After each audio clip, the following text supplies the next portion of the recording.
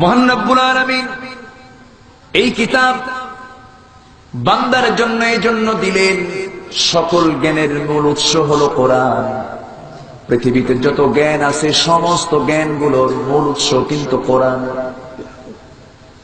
সায়েন্সের দিকে যান, টেকনোলজিতে যান, জিওলজিতে যান, ফিলোসফিতে যান, যে সাবজেক্টে আপনি যান না কেন সকল জ্ঞানের উৎস হলো কোরআনে কারীম।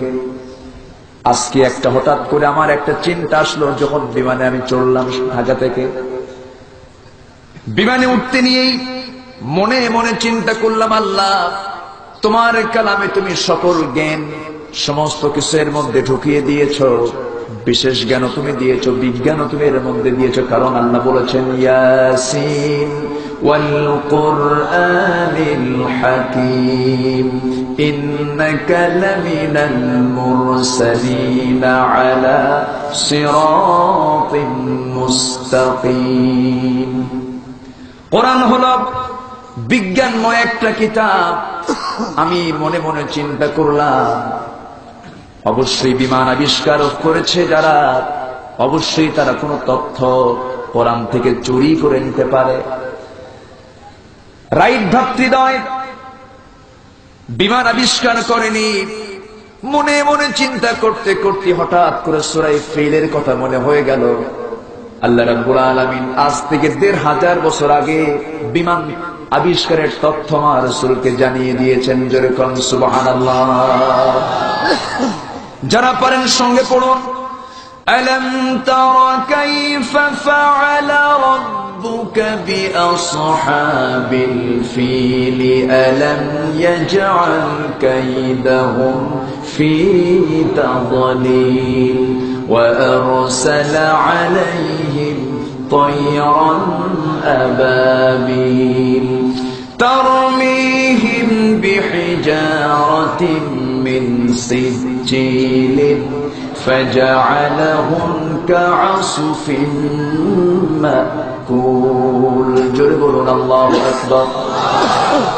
রাসূলকে জানানো হলো, হে রাসূল আপনি কি লক্ষ্য করেননি আপনার প্রভু আসহাবুল ফিলদের সঙ্গে কেমন আচরণ করেছেন, হস্তি বাহিনীর সঙ্গে কেমন আচরণ করেছেন। আলাম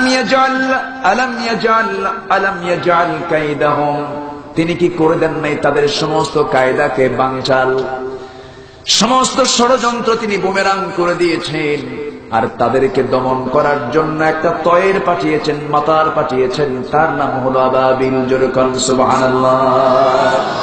সেই বিমানটার নাম কি? আবাবিল। নাম বলে দিয়েছে। যাত্রীবাহী কোনো বিমান বহন করেনি, কোনো প্যাসেঞ্জার ছিল না এই বিমানে, শুধু ছিল বোমা। সেই বোমাটার নাম কোরআন শরীফে উল্লেখ করা হয়েছে। আল্লাহ রাব্বুল আলামিন জানিয়ে দিলেন বোমা কেমনে মারতে হয়, তাও জেনে নাও। আল্লাহ রাব্বুল আলামিন সুন্দর করে জানিয়ে দিলেন, তারমিহিম বিহিজারাতিম মিন সিজিলিন ফাজআলাহুম কাসফিন মাকুল। তাদেরকে প্রতিহত করার জন্য সেই বিমান থেকে 2টা করে বোমা নিক্ষেপ করা হলো। সেই বোমাটার আকৃতি এত ছোট, সরিষার দানার চেয়েও ছোট। সেই বোমা যখন নিক্ষেপ করা হলো, আল্লাহ পাক রেজাল্টও জানিয়ে দিলেন, তাদেরকে চিবানো মুশির ন্যায় তাদেরকে নাস্তানাবুদ করে দিলেন। আমার বন্ধুগণ, এই যে তথ্যগুলো কোরআন থেকে পেল, আজকে ইহুদি খ্রিস্টান চক্র, আজকে মহাকাশ গবেষণা কেন্দ্র, সবাই কোরআনটাকে রিসার্চের কিতাব হিসেবে গ্রহণ করে নিয়ে সকল তথ্য সমস্ত সায়েন্স টেকনোলজিতে আগায় যাচ্ছে। আর মুসলমানদের ভিতরে, আজকে আলেমদের ভিতরে কিছু ফতুয়া নিয়ে ব্যস্ত হয়ে পড়েছে।